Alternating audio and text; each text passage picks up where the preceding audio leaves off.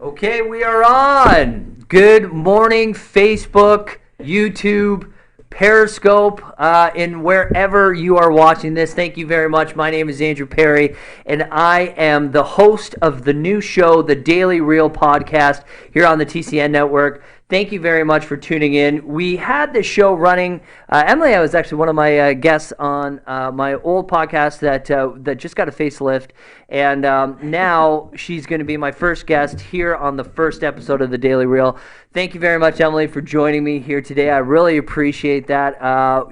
This is the first show, right? So we're probably going to be fumbling a couple of things. I know the first mistake today is we didn't leave necessarily early enough. Yeah, we got stuck in traffic. Caught up in traffic. It's okay. And on the other side of things, I chugged a huge fruit smoothie because I'm a health nut, total health nut. I knew not to drink the coffee on the way up, so yeah, you suffered a little more than I did. So I had a huge gulp, and the last 5 minutes he just floored it here. I floored it here because race car driver. I was scared, clutching. Yeah, but thank you very much for joining me here today, guys. So Emily Berry. I want to make sure I get this all right, so I wrote it down. So Emily Berry is a sales representative at Revel Realty, same brokerage that I'm with down here in Niagara, but she's also the director of Realtor Growth and Development at Revel Realty and the head of Revel Realty's The Berry Team, which actually was in the top 75 teams in Canada in 2018, and you were the top 100 agents in Canada in 2019, top 100 realtor on social media. Oh, the list goes on. And most recently, 40 under 40. 40 under 40, but what's the joke about that? I don't think I'm going to mention that on air. I think that's something maybe I that won't if you're either. Just in case I get disqualified on Thursday still. Yeah. You never know. So what is the joke? Well, we're gonna keep it a secret. Yeah, let's keep it a secret for now. Okay. Nonetheless, Emily Berry has done a phenomenal job at not only her own personal career, but also improving the lives and careers of most of her, well, all of her teammates, obviously, but most of the Revel agents as well. So, Emily, now I've led into it about all your awards, but I kind of want to know because I've heard a couple of stories about where this all began for you, but just so our guests know, like how long have you been in the business? When did this start? How did it start? Well, first of all, thanks for having me on the show. I'm You're super excited. This is very bright. This is more cameras than I've had in my face, and this microphone is big. But this is so exciting. So I do appreciate Andrew having me. Where did it all start? Mm-hmm. I think looking back, I didn't know I was going to get into real estate. I was in the hospitality industry for many years. Yeah. I was working. I was a waitress at different restaurants, and I always knew I was a good server. And looking back, I didn't know why, but it was because I had a good connection with people. And when you make more tips than everyone else on your shift, you think, well, I'm a good server. The money is good. I dabbled a little bit in college for a bit, and then I didn't like it, so I quit, went back to serving. Then I tried university for a semester. Yeah. I tried some psychology, and again, it just wasn't the right time. It wasn't the right thing for me. Then I ended up back serving. And what I didn't realize was I was good with people. It wasn't that I was great at serving food. I was good at multitasking and managing. And when there were people that were having problems, I would listen to them and that kind of thing. So I saw an ad for, it was actually in Niagara Falls in the Toronto Sun, and it said, serve coffee at 35,000 feet. And I didn't know what I was doing with my life at the time. Again, a lot of my friends were at university, and I was like, okay, am I going back to university? What do I do? Yeah. And I thought, well, serving coffee at 35,000 feet, I'm going to be a flight attendant. That's going to be my life. This is perfect. I can do the little walk, get my little bag. The hands. Yeah, the hands. And I thought if I can do this on the ground, I can do this in a plane. Yeah. So I applied thinking that was going to be my life. And I was shot down by about 2 or 3 different airlines because I didn't have French. Yeah, that's a big thing, right? You have to be bilingual French airlines, right? they want you to speak some French. And I had my basic high school French that I, just barely passed in. I hope my kids aren't watching this. And and I wasn't tall. So I'm like 5'4" at best. Is that a requirement? Well, it used to be, but now they can't, discriminate, I think. So you can reach the bins on the top? So now they have these little steps. So I didn't, anyway, I was turned down by a bunch of airlines in interviews. And then finally I got a position with Air Transit. Wow. And I thought, this is it. This is my life. I've arrived. I'm a flight attendant. And I have a career now. And it was a really tough thing. The training to be a flight attendant, I had no idea, but it was a 6-week intensive training in Quebec.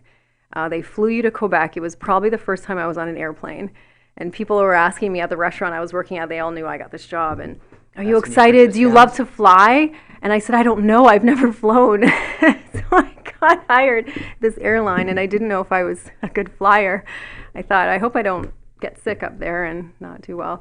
But that's crazy because there's a lot of similarities, and because one of the reasons why I asked Emily to kind of talk about this story is because it's very similar to my story, and I feel like it could be relatable to a whole bunch of people out there. So I was getting to the relatable part. I was going on with my story. It's a little too much, but when I became the flight attendant, I realized it was a lot of what I was doing on the ground up there, and a lot of putting out fires, and a lot of calming people down, and landing in hurricanes where everybody's staring at you and thinking they're gonna die, and and you have to stay calm. And I would face them and have to be like, everything's gonna be fine. This is normal. This is our words. This is normal. This is just stay calm and so real estate can be that a lot of times. And I put two and two together when I was in real estate for several years, just the situations we get in and having to keep people calm and be professional.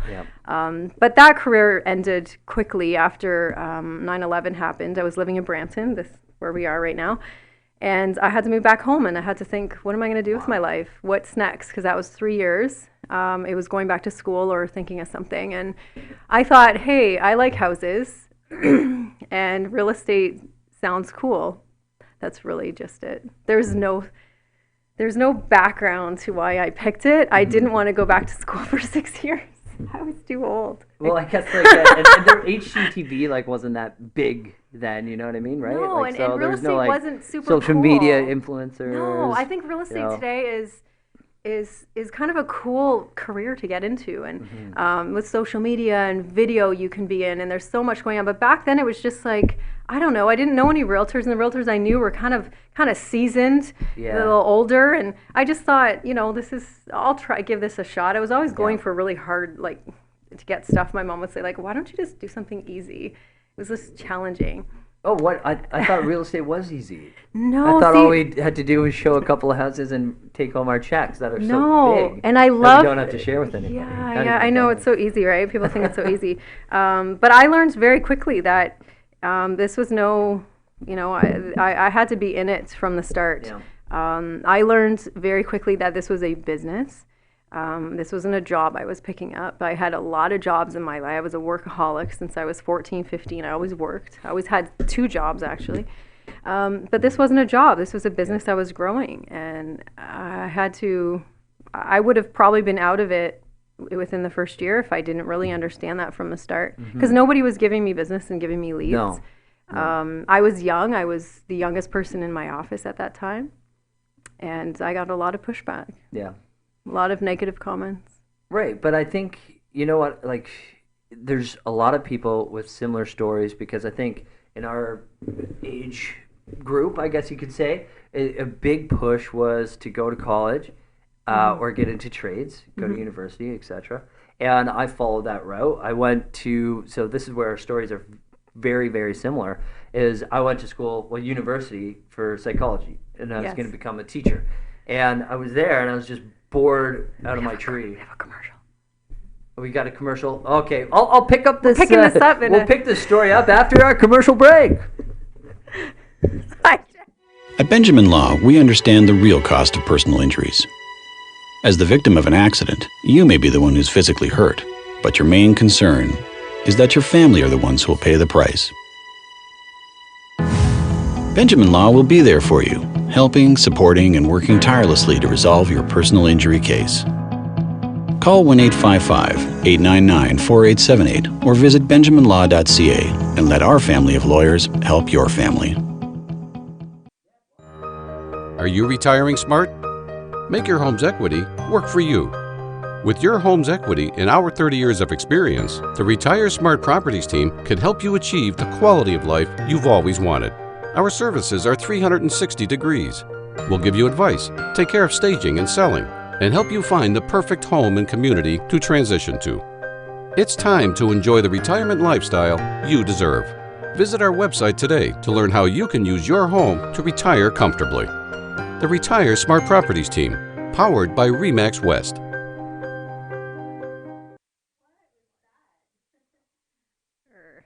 And we're back. Thank you very much for keeping with us.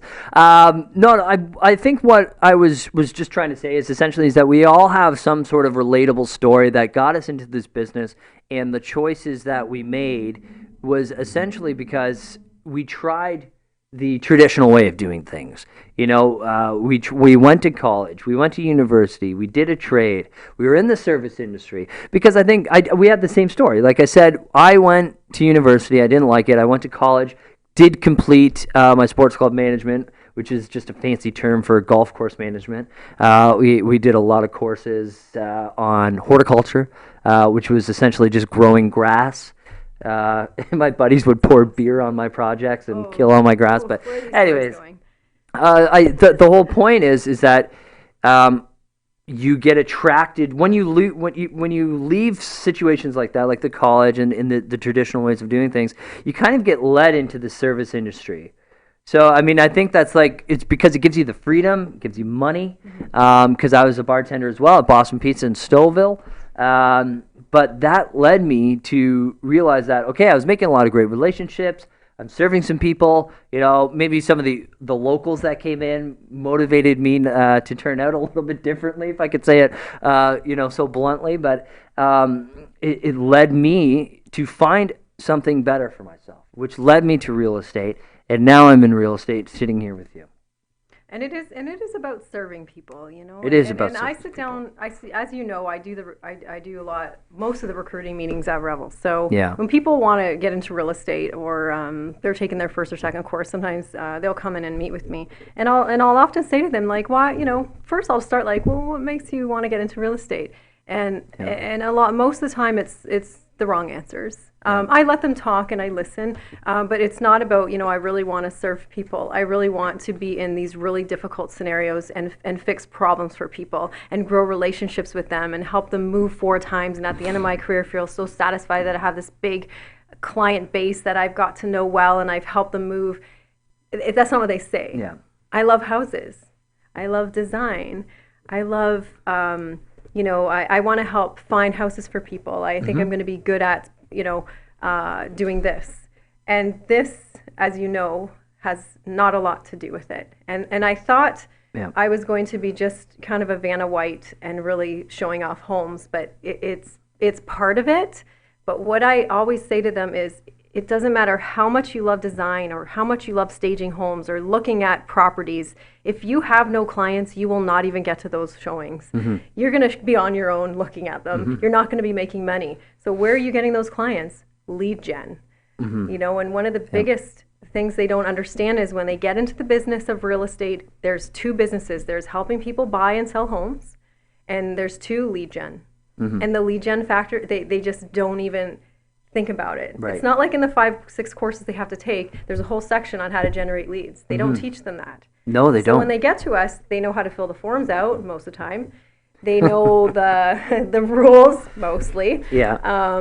They have an idea of what they're getting into, and then they get to us as brand new agents, and they really don't have a clear picture of what they're diving into. And I get so many calls from new agents in their first year just panicking.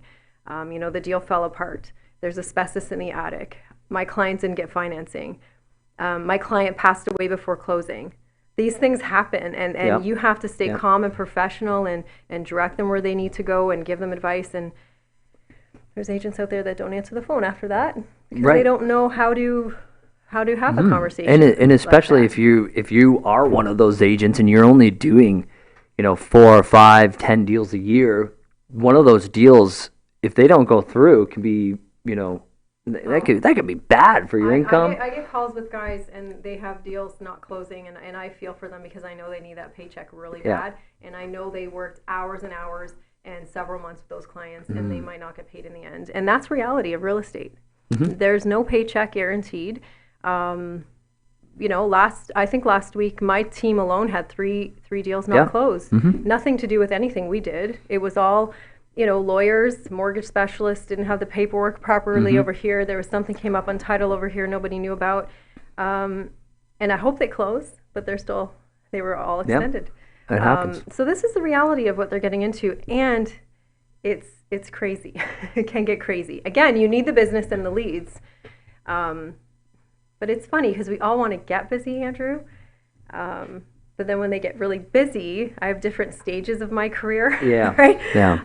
I have really struggling to get busy when I was younger and having my kids and where's my next paycheck coming from and pounding the pavement, going to the open houses in the blizzards. Yeah. I was 9 months pregnant doing open houses, and I was doing open houses when my babies were 3 weeks old. And though that was hard, and I was doing those things because I had to. My husband was a student at the time, and I didn't have income on his end. He was going Right. to school for accounting and all that, so I had to work. But then fast forward, and you get so busy, and then it's a whole other problem because I need to manage. I need to manage everything. Yeah, and So it's stages, right? And we were talking about this on the drive up. I mean, how important it is to leverage out other services, other people, other teammates to help grow your business. Because the problem with some teams, and I have heard this, is that they get too big and they can't service their clients properly. Yeah. Next thing you know, the clients can't get anybody on the team on the phone. So, I mean, how are you guys dealing with that? I mean, you guys have done a phenomenal job. Getting too busy, you mean? Well, no, leveraging. Leveraging? Well, the leveraging started for me, again, fast forward a little bit, and we can jump around today, but when I was getting so busy where I couldn't do any more business. I was selling a lot on my own with no assistant, no admins, no buyer agent, nothing, with my kids, with my husband at work all day because he was an accountant and he actually worked in Oakville and Mississauga. That's where those jobs were. Yep. So I was juggling it all on my own, and I got to a point where I couldn't do more business, and my life was just not manageable. Like I couldn't juggle. Every day was just a struggle, and with the kids, with their extracurricular activities. Again, Joe wasn't home, so if they had ballet class or they had a birthday party on Friday night, did I get the gift for their friend? Is there food in the fridge? Do they have clean clothes to go to school with them the next day? A lot of that is out the window when you have, 2 pending deals, one's not closing, and your buyer wants to make an offer, and now you find out you're competing.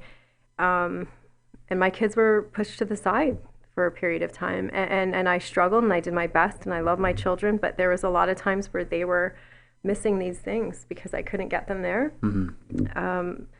So the leveraging for me was I didn't know what I needed at the time. I didn't know if I needed a full-time nanny. We discussed on the way up Yeah. how nice that would be. Yeah. And I Oh, I knew so people nice. that had the full-time nannies. I was like, oh, that would be so nice to have somebody living here. But there was one day I remember very distinctly and just really having a meltdown because, I'm not ashamed to talk about my meltdowns. And I've had my days where things are bad.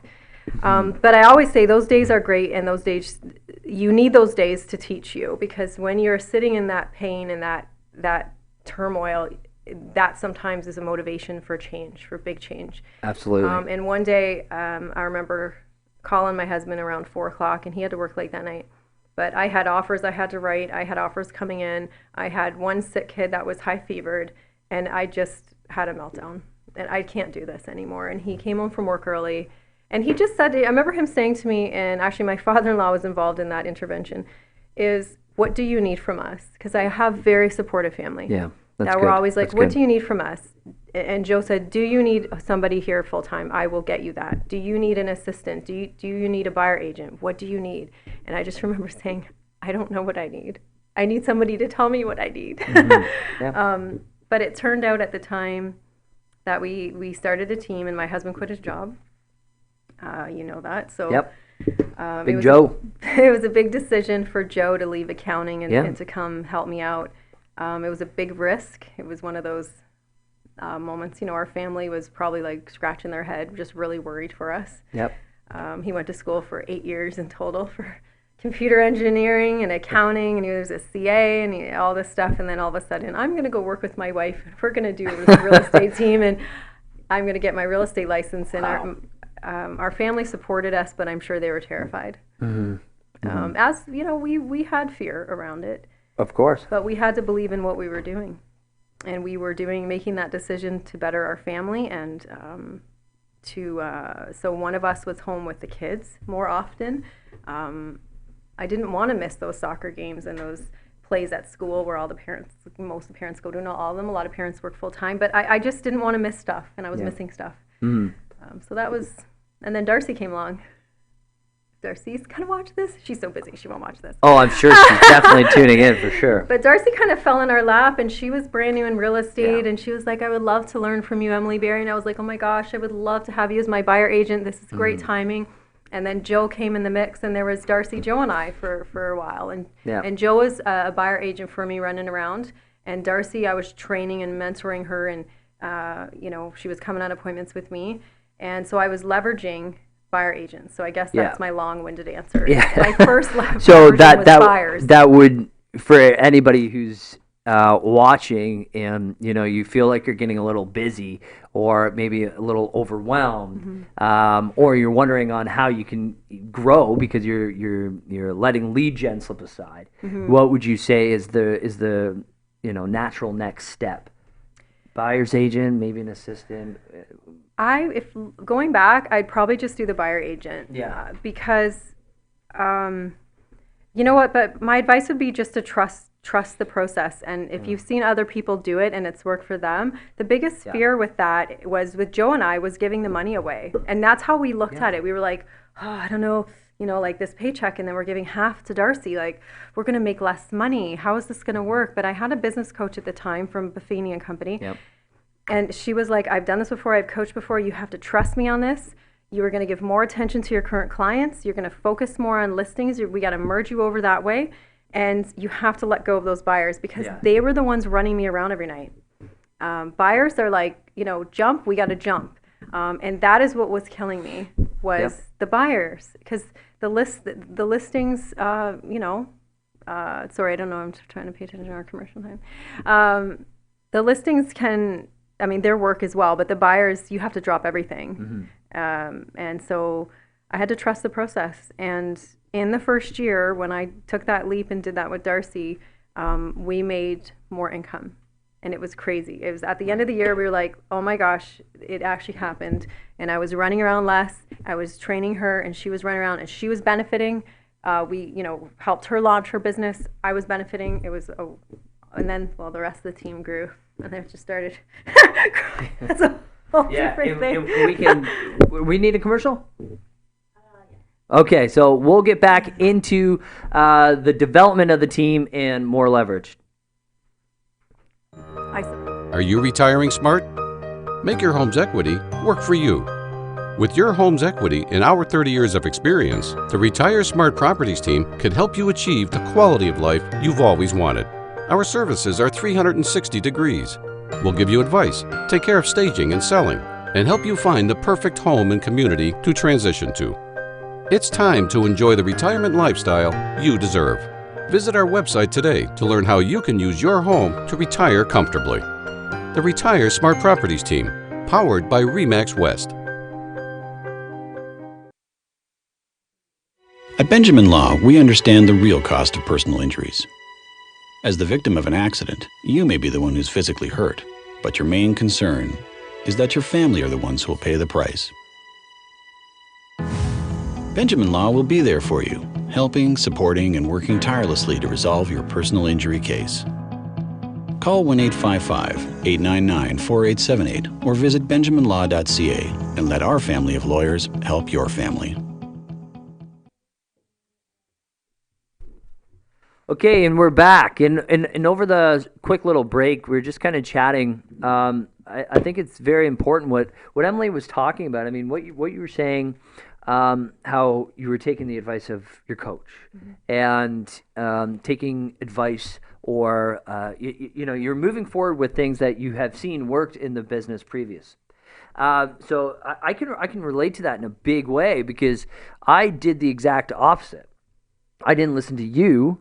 I didn't listen to anybody else. I went to multiple team conferences, and I basically did the exact opposite of what everybody was saying. So I essentially jumped into the team way too quickly.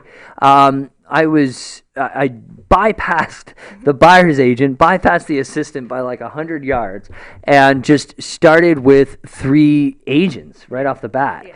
And I don't. We can't swear in here, but sometimes I wish I could about that situation, because it was one of those situations where you knew you were mad at yourself because everybody told you not to do it. Don't do it. Wow. But yeah, so we jumped into the team way too quickly. We hired 3 total agents. So we had a total of 4 people, and then Kristen came on. Thank goodness, because she was a godsend. But it just didn't work, because not only do you need to feel out the team environment first, create systems, and move forward with what you know is working and what isn't. But when you're responsible for 3 people right off the bat, unfortunately, it creates a very toxic environment, and it's really tough to improve.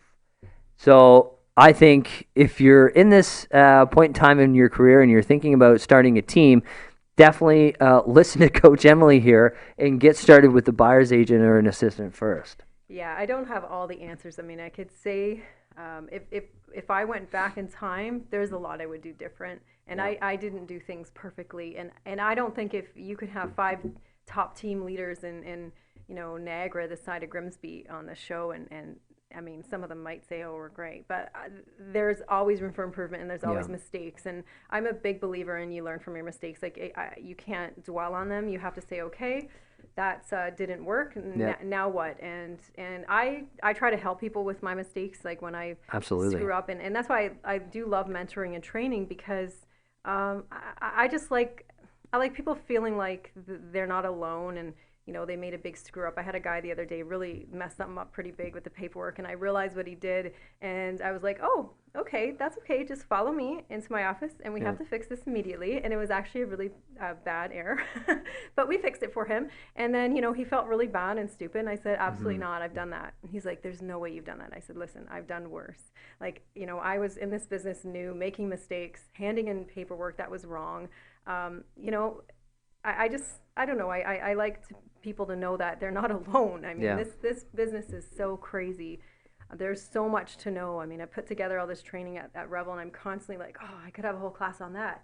Oh, and that would be great. And I just adding to the classes. There's so much to know. Yeah. But with the team stuff, the buyer agent, I think a lot depends on what the team leader's looking for, because you and I discussed on the way up. A lot of people do think, and I've had people say this, like, how much you must make a lot of money off the team. Yeah, that's right. That was true when we just had Darcy. Yeah. And when we had Nick and Elisa, and it was still good, and we were doing well. But then once we started growing it, your expenses start tripling and quadrupling, because you need to spend more to now service those team members. And there's always like, what value are you offering them? We talked about this. If I'm going to take a cut of every single one of your paychecks, and your broker's taking a cut, and your end cut looks like this, why are you going to join my team? There has to be an in for them. And for me, I just really emphasized to my first bunch of team members and my recent ones is the training and the team environment and having that support behind you, because real estate can be very, very lonely. And we all have kind of a pride and ego, and we're like, okay, I'm 2 years in the business, I shouldn't have to ask this question. Yep. But ask the question. And if they have a team, they're more inclined to, we have a group chat that goes on, and our team members throw stuff on that all day. And it's almost like whoever sees it will answer for them. And it's a really supportive little group chat. And if it's really serious, something going on, I'll say to them, hey, private message me. I just want to talk to you about that by myself. But a lot of stuff like, hey, have you guys ever seen this? And, how long condition should I make? And here's, I'm competing against. And we just have that support with each other.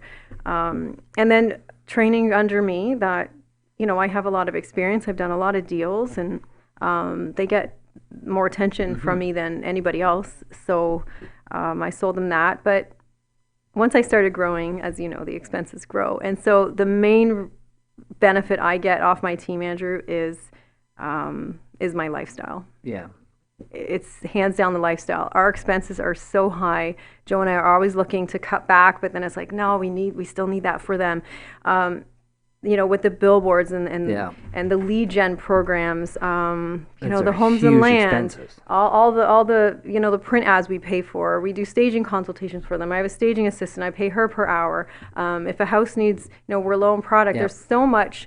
We have three full times, and we pay out a lot of salaries. Like we have high salaries we pay, and I need all those girls for my team to run with all the people.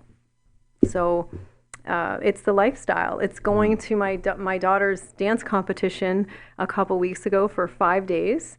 I was in Toronto for 5 days. And actually, spending time with her. Well, because that's what I was going to say. Because I could never have done that. I had 8 listings. I had offers coming in on 2 of them. There's so much going on, the ads, everything. And I leverage most of it. Well, because you've got a team of... How many now? Well, it's up and down, but it's I think we have 6 licensed right now. 6 licensed right now. 3 support staff. Right, 3 support staff. You, director of Realtor Growth at Revel.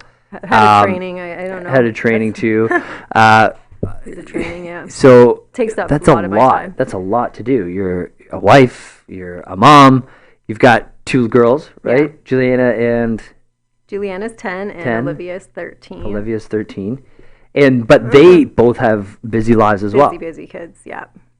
So obviously it's not about getting rich, it's about living rich, I guess. It's the lifestyle, and it's spending time with the kids, and it's being able to shut the phone off for an entire day and know things are going to be taken care of. And I have, 2 full times in place that are watching all my leads on emails, all the pages coming in, all the showings are being booked, and they really let me know if there's urgent things, like if an agent wants to talk to me, if there's questions they can't answer, if an offer's coming in, I just want to make sure we're handling this properly, Emily. Yes, getting the paperwork ready for me. I did do deals at that dance competition. Right. You were talking with me. I was talking to you. Yeah. And I answered a lot of questions from new agents that were stuck. And so I take calls. It's manageable for me because there's so much of those little tasks that my 2 full-times do in the office. I got 2 in the office full-time, my deals coordinator, my client care. My client care is they're both very important, but my client care is extremely important because she's contacting the clients a lot with feedback. That's the front line. Calling them with the showings. And she's very, very pleasant and bubbly, and everyone loves her. And problems. Like, I'm stuck at a house. I can't get in this lockbox. Did you download the app? Like, I don't field any of that. It's just really the stuff comes my way when I have to step in. And so if somebody's getting to that point where they're getting too busy, maybe they're missing out on family events, and they're looking to get started with an assistant, I mean, how did you know... Like, did somebody give you a checklist? Like, how do you know what is that trial and error? How do you know what tasks to give to your assistant? Because that was the biggest thing with Kristen and I is that, okay, great to have you. When you're not doing my paperwork, what else should you be doing? It's such a good question. Again, I made mistakes. I hired somebody that for part-time, I thought, okay, just Monday, Wednesday, and Friday mornings, okay, because it was, again, I didn't want to spend too much, but I had someone in the office. I think this is going to be good. Yep. It turned out the person I hired hated paperwork, hated the deals, didn't understand the real estate paperwork. So I was trying to train, and I was running around and trying to train her, and I realized this is not a good role for her. And I figured out her strengths were completely opposite stuff, which I used her for with other things. Right. And then I had a couple other people sit that position that didn't work out. But it was, I had to take pen to paper, and it was lots of 5 a.m. mornings by myself in my home office saying, okay, what can I leverage? And then can I leverage that and know what are the easiest things to give them? But first thing was booking showings. That's always the first thing. I mean, take that off your plate as a busy agent, and you're going to free up a lot of time. Yeah. Because when I am booked back to back, pricing out 3 properties from 9 until 4, which happens often, Yep. and then I have text messages and phone calls, and the phone's ringing, and I know there's voicemails, and I don't have time to check the voicemails.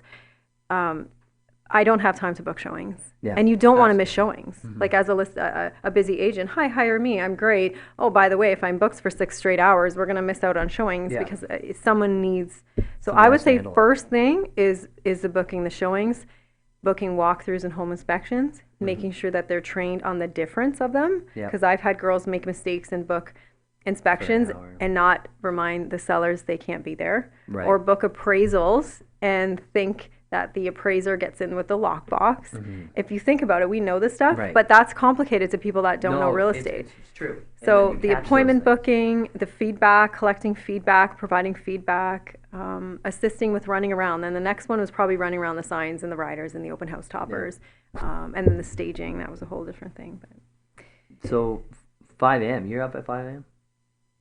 Yeah, every day. I'm not going to say every day. Yeah. I'm not perfect, but my husband would say when she's up at 5 a.m., we have better days. He'll know if it was not a 5 a.m. morning because I'm probably a little grumpy in the morning because I have that sense of I didn't accomplish what I wanted to this morning and I feel like I'm running behind. But those are my magical hours. Yeah. If I get up at 5 and work till Yeah. 7:15, wake everybody up. Have you read Miracle Morning? Yes. Yeah? You know that. Okay, well, we'll talk about Miracle Morning after the next break. Okay. Miracle Morning Community Revel. Are you retiring smart? Make your home's equity work for you.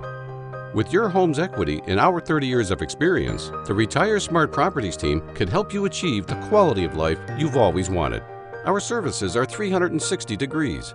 We'll give you advice, take care of staging and selling, and help you find the perfect home and community to transition to. It's time to enjoy the retirement lifestyle you deserve. Visit our website today to learn how you can use your home to retire comfortably. The Retire Smart Properties team, powered by RE/MAX West. At Benjamin Law, we understand the real cost of personal injuries. As the victim of an accident, you may be the one who's physically hurt, but your main concern is that your family are the ones who will pay the price. Benjamin Law will be there for you, helping, supporting, and working tirelessly to resolve your personal injury case. Call 1-855-899-4878 or visit benjaminlaw.ca and let our family of lawyers help your family. Allergic reaction or something. You okay? No, I'm all right. I think I got a little bit of a cold. Okay. Yeah. Well, I think we're live, so. Oh, we're back now. Yeah, we're we're back. So we were talking. You've read that book, right? Miracle Who's- Morning, yes. Who's that author? I can't remember. Hal Elrod. Right. That's right. Somebody gave me that book, or somebody suggested that book to me, and it sat on my desk, collected dust for a whole year. And then Yeah. one Christmas, it was Christmas holidays, when you got some time and you're like, oh, this is great, you're lounging around. I read the book, and it kind of changed my life. It really Yeah. did. And a lot of people are like, oh, it's stupid, and, how's a whole book on waking up at 5 a.m.? But there's a whole system to it, and why it brings your productivity levels so high in every aspect of your life. So, I mean, waking up early for me it's kind of successful day if I do that. I slept in the other day till 7, and I was like, oh, that was yesterday. Yesterday was my Well, that's kind a of my day long off. weekend, Long right? weekend. I was like, I'm going to sleep that's until okay. 7. But I sleep until 7, which is my sleep in, and I was in my garage cleaning it out for 2 hours, and I come back in, and my whole house is still sleeping. So it felt like I still had productive hours because they don't get up Yeah. unless I drag them out of bed. Well, that's what I found was so difficult with me is that you would wake up 4:35, 5:30, and nobody else is awake. I love it. So you can't talk to anybody. No, You but I don't. don't want to talk to anybody. Right. It's like my alone hours. Yeah, but we had that group on Facebook. Remember the Oh, 5 no, the a.m. Facebook group. Revel Realty Accountability We're so ashamed. group We did. It worked. And this started. for a little bit. Yeah, Ryan and I, my broker Ryan Cervelli, he was really into the Miracle Morning too. This winter Yeah. we both read it and we were all like, and he's sending Joe and I pictures of working out at 5, and we're sending pictures, I am. Yeah. And then we decided No. to do this Facebook group. It's called Revel Realty Miracle Morning. Yeah. And then we told people in the office, if you want to join, you have to commit to wake up every day, and you have to post a picture at 6 a.m. of yourself, Yep. what you're doing. And we had a whack of people join, right? Yeah. And then we were all posting pictures. This lasted months. Yeah, was it did. It The was pictures good. were so bad. I'd post a picture and be like, "Ew, wow." Right? Yeah. Well, we you know all what? If we started motivation. yeah, and it was in the winter too, Yes. right? So it some started. It people was were walking. nasty cold. People, yeah. I would text a picture of me beside my coffee machine, just like half asleep. And that would be my post. And I didn't go outside and walk or run. I don't do Well, that. what do you think it is? I mean, why did people fall off? They get so motivated about things, and then they just fall off after a couple of weeks. Maybe because they're not seeing direct results, or maybe they just haven't committed. Like, I don't understand, because it happens with me because I eat like a lot of chocolate. Like, chocolate is like Easter, I gained 5 pounds Yeah. at Easter. It was bad. and you live this healthy lifestyle, and you want to get up in the morning, but you can't get up because you filled your belly with chocolates. I mean, so that's my why I failed. I heard something a while ago listening to podcasts, and it was about how, willpower doesn't exist. And everyone thinks it's willpower. Like, well, if I only had the willpower, I could lose the weight. If I only had the willpower, I would go to the gym every day, or I would stop eating the chocolate. And this one podcast was all about setting yourself up. It's not about willpower. It's about putting the things in place in your environment to create success. So, for example, okay, if I want to get up, and then here's how I get up in the morning. I had to create the environment for myself to do so. So before I go to bed every night, I have to lay out warm, comfy clothes right by my bed, by my night table. So I have like jogging pants, the sweatshirt, the warm, fuzzy socks, and the glass of water, Miracle Morning. Yeah. As soon as you get up in the morning, drink a glass of water. I have to have that laid out. And that sounds like a stupid little thing. But if in the morning sometimes I get up and I look over and I forgot to lay my clothes out, I'm cold, I'm tired, I might snooze Yeah. more. So getting up and getting warm for me is a big thing because I'm cold all the time. I have a little heater. This is bad for hydro, but I have a little portable heater underneath my desk in my home office that has to go on. And then I've got my coffee.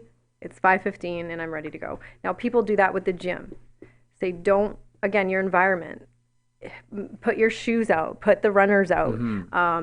Don't prevent distractions. So anyway, I think it's less about the willpower and more about making that decision and committing. Because I can be like, I'm going to go to the gym. I really want to go to the gym. A week later, yeah, I still want to go to the gym. But then one day, all of a sudden, it's like, I need to go to the gym. Yeah. I am making the decision today to go to the gym. And what action steps do I have to put in place? And how do I have to make my day look in order for that to be successful? And a lot of times it's scheduling it. It's not in our schedule. We don't do it. Right. Talked about that too. Prep times, setting your week up for success on Sundays, looking at your whole week. What do I want to get accomplished this week? When am I doing that? So I don't know. I'm rambling now, but I don't have a No, but it led answer to that, it led but- into something that's really important for us to even be talking about today is it's the new about- agents with their environment. right, and Failing. how they can set themselves up for success. Okay. And that's about creating those environments Yep. that allow them to flourish, like having their day planned, setting things in schedulers, Yes. daily checklists. Well, they don't have a plan, and Right. that's the biggest reason why people If you fail. plan to fail, The statistics in real estate are really scary and sad. We don't like to often put them out there, but the failure rate in real estate is very high. Yeah. It's something like, I don't know, over 75% of people that start real estate within 2 years are out of real estate. And then the 80-20 rule, like 20% of people make, most of the sales. So it is a tough business they're getting into from the start. But you have to have a plan. And I often see them come in with no plan. I'm here. I've passed all my courses. I'm going to be awesome. Why are you going to be awesome? I know a lot of people. Great. Let's build off that. What are you going to do next because you know all those people? Well, I don't know. They're just going to all call me. Yeah. They're going to all call me because they love me and because I'm going to buy them. No. Because those people that know you are sometimes the hardest people to convince in the first year or two. Absolutely. They know you Of know course. nothing. And that's the biggest asset they are selling or buying. And they're going to be like, oh, I really want to help you in your business. And I'm so proud that you're in real estate. That's awesome. And then behind your back, and you're going to see the other sign go up. And that's hard. So that's tough. Happened to me. But they don't have a plan. For example, I'm trying to give you examples. So I'll say to the new agents at my office, I'll just catch them off guard sometimes and run into one of them in the hallway. Sometimes they avoid me. They're like, oh, there's Emily Berry. Walk the other way. She's going to ask me about my database and how many I have in my database and what I've done. No. But sometimes I'll say to them, how many hours did you spend on real estate last week? And they're just clueless. No idea. They're like, well, what do you mean? I don't have any clients yet, Emily. I don't have any buyers. I don't. How many hours did you spend on your real estate business last week? Working on your database, working on your marketing, working on Facebook, sharing posts, booking your home inspections, getting to know the house you're doing the home inspection on. Do you have signs? Ordering signs. Going out for a coffee with an experienced agent. There's a concept that they don't think of. Right. So Absolutely. learn from people that are successful.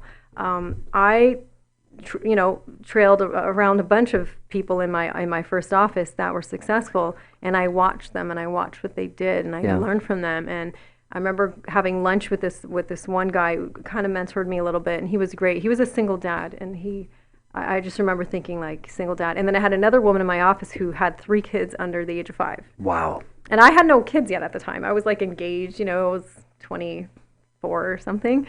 But I just remember seeing her come in with the one on her back, and I know her, I won't say her name right now, but and then she was dragging the other one, and she's pregnant with the next, and she's slapping down the deals, and I was just like, you know what? If she can do that, I can do that. Absolutely. And she was just inspiring. You don't have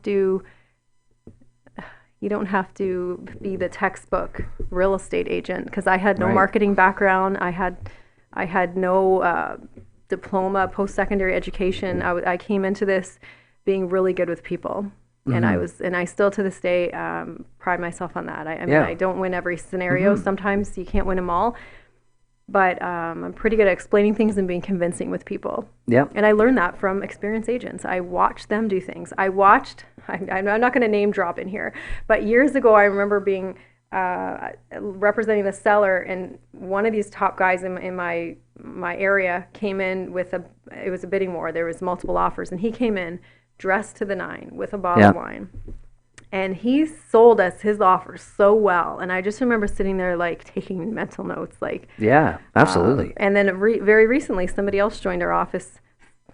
This is for me, a big deal, because she was just very, very prominent in my area when I was new. And every deal I did with her, I just took in everything she did, every way she negotiated with me, what she would say, what she would put in her offers, and how she handled the transactions. And I learned from all those really good agents. Yeah, well, I think that's one of the most important things, is to look what other people are doing. Yes. And learn from that. Having good mentors. Yeah. Okay, we're going to take our last commercial break for the episode, and we'll join you soon. Are you retiring smart? Make your home's equity work for you.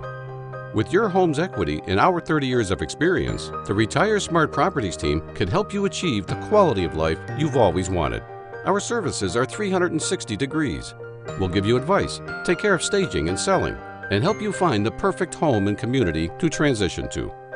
It's time to enjoy the retirement lifestyle you deserve. Visit our website today to learn how you can use your home to retire comfortably. The Retire Smart Properties team, powered by RE/MAX West. At Benjamin Law, we understand the real cost of personal injuries. As the victim of an accident, you may be the one who's physically hurt, but your main concern is that your family are the ones who will pay the price. Benjamin Law will be there for you, helping, supporting, and working tirelessly to resolve your personal injury case. Call 1-855-899-4878 or visit benjaminlaw.ca and let our family of lawyers help your family. And we're back. I think we were talking about, what were we talking about when we first left? Mentorship, the importance of mentorship. Yeah, in the importance of just honestly just observing, especially when you're first getting started into the business, observing, and then from there really putting yourself into the environment. So like what we have at Revel, actually what Emily and I are working on right now, it's a playoff, something that you and Ryan have been doing. How many have you done, the rookie camps? Yeah, so we do rookie camps, and we've done. I don't think we've done about 4 or 5. Ryan, really? Ryan Yeah, and I. okay. But the idea came up because when 16, 17 years ago, when I was thinking of getting into real estate, there was a rookie camp actually Yeah. held. It was a Coldwell Banker rookie camp, and I went to that. And I remember this guy saying, oh yeah, it's great, just list properties, and then I'm on the golf course golfing, and then people are selling my properties, and I was just like, this magical business where he makes money on the golf course. I don't golf, but hey, I'd like to do other things and make money when other Right. people are making me money. But it was called a rookie camp, and so I kept pitching it to Ryan, and I'm like, Ryan, we're gonna do this rookie camp. He's like, well, what? What do you mean? Oh. So I finally got him to do it with me the first time, and he was like, that was super cool. And we got we advertised about rookie camp, thinking of a career in real estate. But we normally get about half the people there are thinking of real estate. Like they've always kind of thought, I would want to get in real estate. I don't know. They come, but then the other half are taking courses. Yeah. And what you and I are going to do, as many of our listeners know, the education is all changing this year Yeah. to get your real estate license. And as of April this year, you can no longer go through OREA. It's all college-based. And they're not even taking applicants for a while. No. So right now, if anybody wants You to can't. sign up, there's actually we're in a limbo period right Yeah. now, and we'll talk about it more at our rookie camp, Yep. where it's all changing. So we're going to be discussing that because there's a lot of Good. people out there that are hearing different things, like, oh, it's college based, you can still do it online. Oh, I heard no, you have to be in class for 3 years now. There's a lot going around, so we're going to clear all that up at our rookie camp. But I mean, it's fun. We tell stories, scare them up. Sometimes when they get there, I say to them, welcome. Who's thinking of getting into real estate? Who's always thought they'd love real estate? Great. So when you leave today, Yeah. you're either going to be classic line. you're either going to be super excited for the business, and I can't wait to join and sign me up, or you're going to be like, wow, that was entertaining. I enjoyed your donuts today. That's not for Yeah. me, because it's really no in between, because we really lay it out there what the industry's about. I think there's a lot of people that get into it that really don't know they're growing a business. They really don't understand your sphere of influence and your database, and putting someone in a house, putting them in a system, not forgetting about them. They're going to move Yeah. again. They're going to move again in 4 years. Even if they loved you to death, they will forget about you. Right. And it's the loyalty aspect of it too, because they are going to buy through that listing agent at the open house, or maybe go through somebody else because they don't feel loyal to you. You haven't been emailing them stuff. You haven't been mailing them stuff. You haven't been inviting them to parties. They haven't heard from you in 4 years. Right. So Absolutely. staying in contact with our clients is something I teach. It's a whole Revel Ed class is business. Yeah, and well, that's another thing too. I mean, for anybody who's looking to get into real estate, it's important to find a brokerage that it's not about the splits. You know what I mean? It's not. It's their first question when they walk in, and I'm it's like, not. okay, let me show you what we do, and then I'll tell you at the end about the splits. It's almost like when we go on a listing presentation, Yeah, right? you Here's all show our the value services. What's your first. commission? I'm glad you asked. I'm going to touch on that at the end, but you're going to sit through my presentation, and then I'm going to show you why I charge that. It's Right. kind of the same thing when I meet with them. Absolutely. And at the end, I'll be honest, sometimes they walk out, they didn't even ask their splits.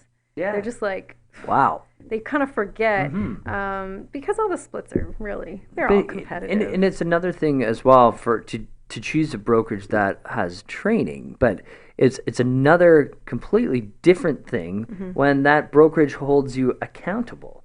So, when it's advantageous for certain realtors or your mentors for your success, right? So, I mean, the basis on your improvement is directly related to, their success as well. Yes. We have amazing mentors on our team. I mean, they all love to mentor. But we have a good combination, Andrew. Like, it's not just about when you come in and I know brokerages, they put on a little bit of workshops here and they show you how to use the programs. They have a geo warehouse thing. But we try to pack in so much. And I think that business building aspect of it is left behind in a lot of cases. Because I didn't get where I am today because I got where I am today because I nurtured my relationships with people, hands down. I was shy. I didn't know what I was doing. I wasn't very convincing in the beginning. Yeah. I did a lot of open houses. I put a lot of people in houses. Then I nurtured them and said, here's something little at Christmas. How's your family in the spring? Here's a market update. How are the kids doing? Yeah, they had a baby. that's right. Send them a little something. I became their agent that they would never use and not use me. So I have families where I've moved 4 times. In 15 years, and they're so loyal. And then that's not to mention all the referrals they're going to send you. So Which they is miss a huge that. part of the business. It's such a big part of the business. Today, I have just calls come in, and there's another email to list another house. Yeah. And I sometimes, have to sit and think. I mean, there's new agents that would kill to get a listing. Like they're struggling, and I just it's a steady stream of business comes in now because of all the work I did back then. That's right. And that's what I try to really push upon them. Be patient with your business. Be patient with yourself. If you screw up, pick yourself up, dust yourself off, keep going. Good mentorship. Go to all your training. And geez, there's YouTube now. Yeah, I know. We didn't have that. Well, Like, we had I books. did. Whoa, That's how I learned didn't have basically that 15, everything. 16 years ago. I remember wanting to learn about social media and driving all the way to Toronto because some kid was putting on a workshop. But now a lot is on YouTube. Yeah, no, that's right. Well, Emily, thank you very much for coming on. That's basically all we have for today. But that was awesome. Great way to kick Thanks off. for having me on the You're show. very welcome. It was a great way to kick off the first episode of the Daily Reel with a new facelift here at the TCN network. So we really appreciate you coming on. Thank you very much. And Emily is, so if you're watching this or you're listening to this, and if you're not using me in Niagara, please use Emily Berry. She's amazing. She's out of our office. She has a fantastic job. And if you want to follow her on social media, because she was in the top 100, in the top 30, was it? Oh, and social media? Top 32. 32. 32. So she's definitely, her and her team are killing it. And I don't mind helping. Like I mean, I'm no coach by any means, but I had somebody message me on Instagram the other day, and he's thinking of doing a team. Yeah. And I have a conference call arranged with him and his wife. Great. Soon, and I don't mind doing that. Again, Sure. I don't have all the answers, but I would love to help out anybody Yep. with my experience. I'm totally. So where can they find you? Facebook, Facebook, the Berry team. the Berry team? Messaging me through Facebook. Yeah. My website, theberryteam.ca. Everything's the Berry team, and then you'll find me. Yeah. You should, yeah. Okay, Emily. Well, thank you very much. Thanks, Andrew. Okay, guys. Take care now.